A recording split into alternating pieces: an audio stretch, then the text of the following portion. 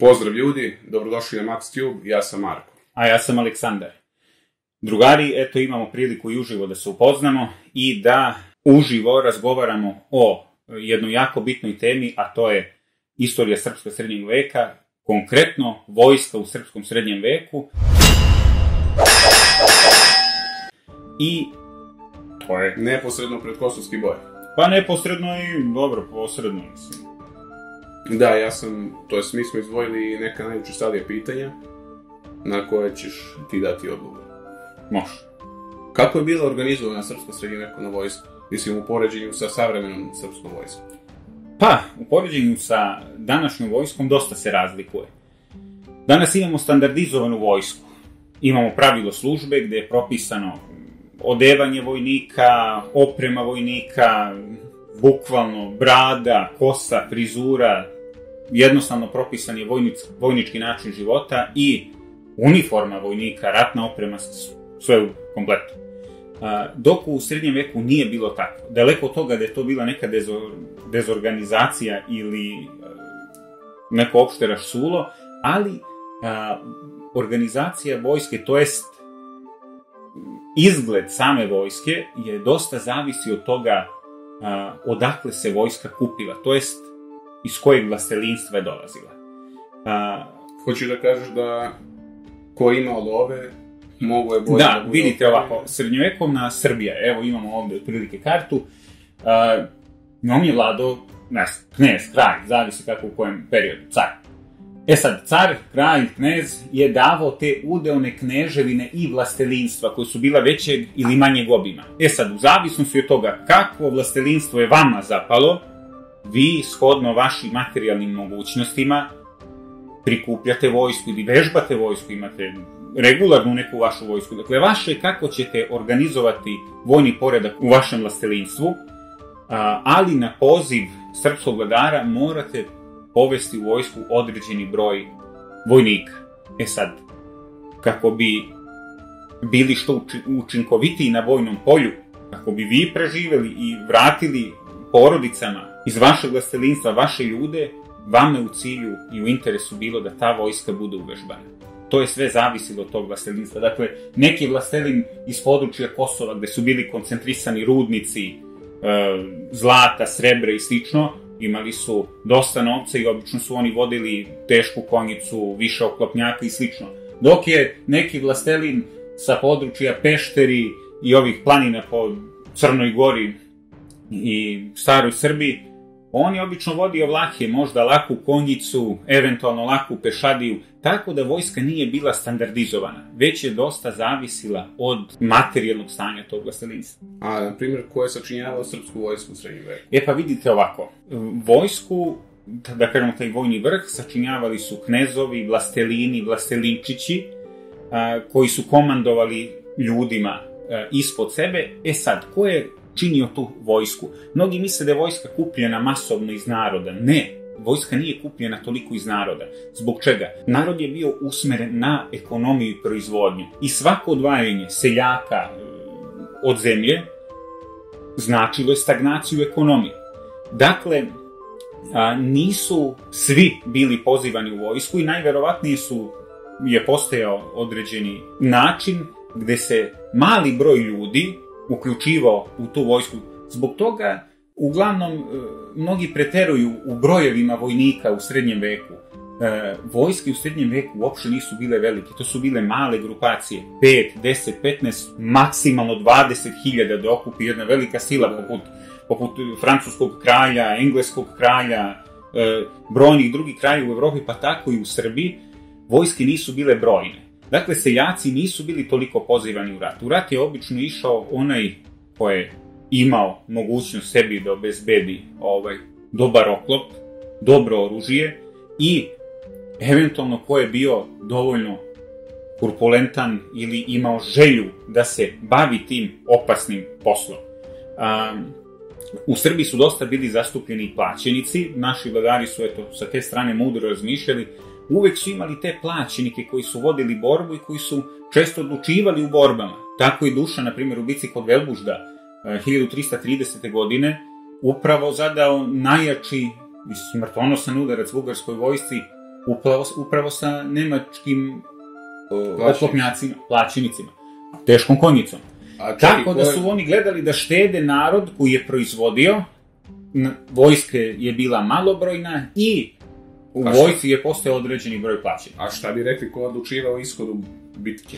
Pa u ishodu bitke najčešće, bar u evropskim vojskama, pa tako i u Srbiji, najveći uticaj na bojištu imala upravo ta konjica. Dakle, konjica je bila ta koja je odlučivala o ishodu bitke. U zavisnosti od toga gde je bila stavljena, obično je bila na krilima i u odsudnom momentu dobrim manevrom zaobilazile, udarale na pravo mesto, prodrala do samog centra neprijateljskog vojskovođa i slično, tako unese nered u neprijateljske vojne redove, obično dođe do samog gospodara ili kralja vojskovođe suprotne vojske, gde ubivši ga, zarobivši ga i slično, borba automatski prestaje. To je pokazalo više bitaka u srpskoj istoriji. Opet, eto, uzimam primer, na primjer, bitku kod Velbužda, kada je Dušan na čelu teške konjice udarcem klina, poput Aleksandra Makedonskog, koji je često praktikovao tu taktiku, prodro udari u centar i došao do samog bugarskog gospodara, kada ga je Finish him! Jedno od najinteresantnijih pitanja, kakva je bila oprema srpskih ratnika? Je li istina da su oklopi bili preteški, da su toliko ograničavali mobilnost samih ratnika? Pa, interesantno pitanje. Dosta kod nas ljudi, bar što sam mogao da primetim na ovim festivalima koji su zaživjeli u poslednje vreme, da vidim dosta ljudi misle da su ti oklope bili jako neudobni, preteški, da su bile potrebne dizalice kako bi se ljudi dizali na konje i slično. Sve to, ja mislim, jedan veliki mit koji ne znam iz kojeg razloga je nastao. Oklopi su, verujte, bili tako prilagođeni ratniku da je on mogao u njemu da se kreće, jede, u nuždi spava, da ima maksimalnu moguću pokretljivost. Mi ćemo raditi naredne epizode. Pa posvetit ćemo na neki način jedan serijal samo opremi. Da, imat ćete priliku da vidite da krenemo pravu repliku oklopa, kako je to kretati se u njemu, kako je raditi u njemu, kako je boriti se u njemu, gde ćete videti da oklopi uopšte nisu bili toliko robustni, teški i da su toliko ograničavali kretnju ratnika jednog. Svakako da su težili od 30 do 50 kg, pričamo o težem oklopu, ali ništa više nego današnji vojnik. Otprilike jedan današnji, ne znam, srpski, ruski, američki vojnik u punoj ratnoj opremi takođe teži od 30 do 50 kila. Gde svaki vojnik može priušiti isto, mislim. Da. Drugi obezbeđuju njemu. I normalno, rekli smo, oklop i oprema nije bila standardizovana. Dakle, nije cela vojska srpska koja se pojavila na bojnom polju bila jednako obučena, jednako nosila iste oklope, iste mačeve. Znači da su samo najbogatiji mogli da nose oklope i koje vlastelini mogu priuštiti sam oklop. Najbolje oklope svog vremena, naravno, mogli su priuštiti samo oni koji su to mogli da plate dobro kovače i to obično su se plaćali, obično su Srbi naručivali dosta oklope iz tih italijanskih i nekih nemačkih radionica i takve oklope su mogli da priušte samo najbogatiji, ajde, možda ne najbogatiji, ali imućni slojevi društva, to su ti vlastelini, eventualno neki vlastelinčići. Dok su ovi ostali bili okrenuti ka nekoj domaćoj proizvodnji, domaćoj radinosti, lamelarni oklopi, segmentalni oklopi, vidjet ćemo i te oklope, koje su mogli da priušte, a sve u cilju ne goli.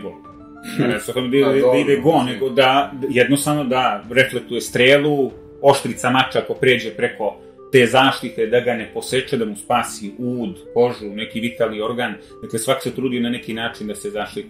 A, na primjer, je se zna nešto o samoj taktici koja je primenjivana u borbama kod nas, u našoj vojsci?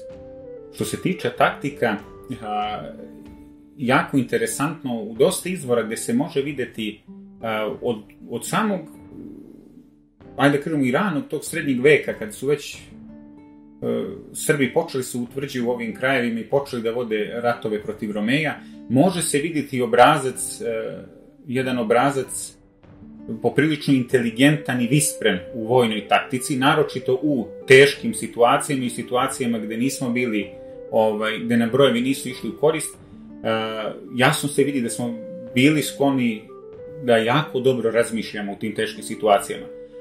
Vidi se kasnije, kako je vreme odmicalo, vidi se da su Srbi učeni toj antičkoj veštini ratovanja koja se mogla videti i u ratovima kralja Milutina, kasnije Stefana Dečanskog i samog kralja, kasnije cara Dušana, naročito za vreme srpske despotovine pod vlašću despota Stefana Lazarevića, gde cela Evropa se divi i čudi viteštvu i sposobnosti srpskih ratnika, i to ne samo Evropa, već i Azija, već i svi osvajači. U suštini kogod imao posla sa Srbima, U filmovima imamo priliku da gledamo i da čujemo epske govore pred samu bitku. Je li to bio slučaj kod nas u srednjem veku ili je to samo izmišljotina? Hollywood, da. Pa, jako interesantno pitanje. Postojali su motivacioni govori i koji su imali za cilj da motivišu vojsku, eventualno da priprete vojsci da ukoliko ne odrade svoj posao kako treba, da doći da bude...